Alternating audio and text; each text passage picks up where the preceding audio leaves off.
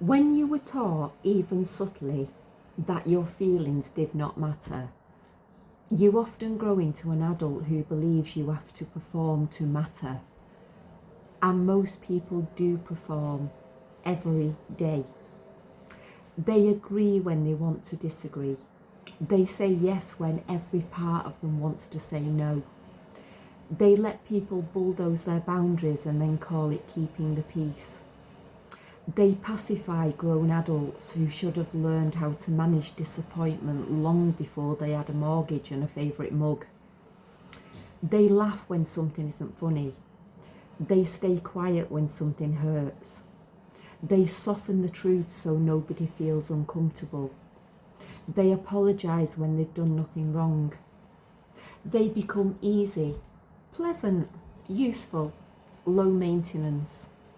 The one who understands, the one who helps, the one who doesn't make a fuss, the one who can be relied upon, the one who keeps everything running while quietly disappearing inside herself. That is performing to matter. And it doesn't always look dramatic.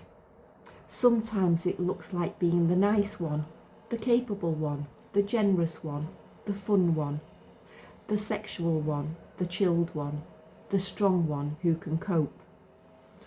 Sometimes it looks like wearing 10 masks before lunchtime. The work mask, the partner mask, the good daughter mask. The no, honestly, I'm fine mask.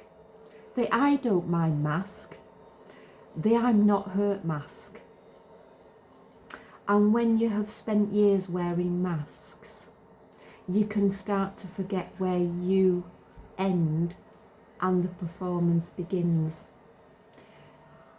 This is also why so many people hide their talents, skills, ambitions and abilities, because somewhere along the way they learned that self-belief is dangerous, that being good at something makes you arrogant, that wanting more makes you think you're better than other people, that confidence is showing off, that visibility will upset someone who has already given up on themselves.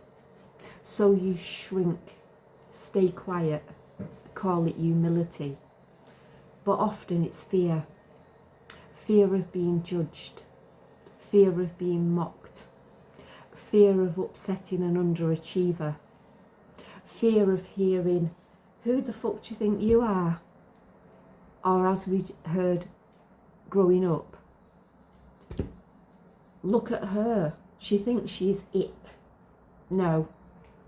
Maybe she was talented, maybe she was bright, maybe she had something in her that needed expression, but emotionally immature adults often experience a child's natural ability as a threat. So the child learns to hide the very thing that might one day save her. And performing to matter can also show up in intimate relationships.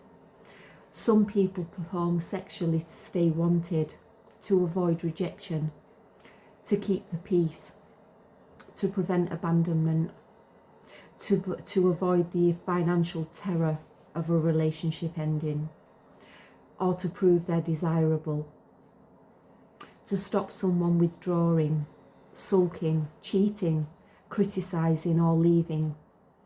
They may even agree to things they don't really want. They may silence their discomfort. They may confuse being sexually available with being loved. And again, this is not about blame. It's about fear. Because if you were never taught that your needs matter, if you can feel safer, it can feel safer to abandon yourself than it can to risk someone else abandoning you. And that is the real heartbreak of emotional undereducation.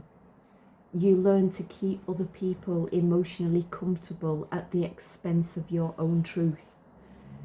And if you grew up in a home where the parent and child roles were reversed, where you had to take care of your adults, siblings, their moods, crisis, chaos, you may unconsciously attract people who need mothering. Emotionally immature partners one-sided friends, people who need rescuing, people who take more than they give, people who mistake your care for an endless supply. And because that role feels familiar, you step into it. You become the fixer, the listener, the organizer, the pacifier, the emotional support human, the unpaid therapist with better snacks. And it's exhausting. The kind of exhaustion no holiday can fix. No amount of lettuce, no expensive multivitamins, a wheatgrass smoothie or a Himalayan salt bath. No amount of affirmations into a microphone can fix. This is the cost of performing to matter. You may be liked, you may be needed or praised, you may be called kind, strong, easygoing, generous and supportive. But underneath it all, something in you knows they don't actually know me. They know the version of me I perform to stay approved of, and it's not the same as being loved. Being useful is not the same as being cherished. Being sexually wanted is not the same as being emotionally safe. Being easy to be around is not the same as being seen. And being needed is not the same as mattering. This is why emotional education matters, because you cannot heal your way out of a performance you do not even know you're giving. You have to learn what your emotions are trying to tell you. You have to learn the difference between fear and truth, guilt and wrongdoing, approval and love, usefulness and connection, being wanted and being valued. And in the next video, we'll explore one of the gravest consequences of emotional undereducation in childhood: not knowing the difference between what we want and what we need.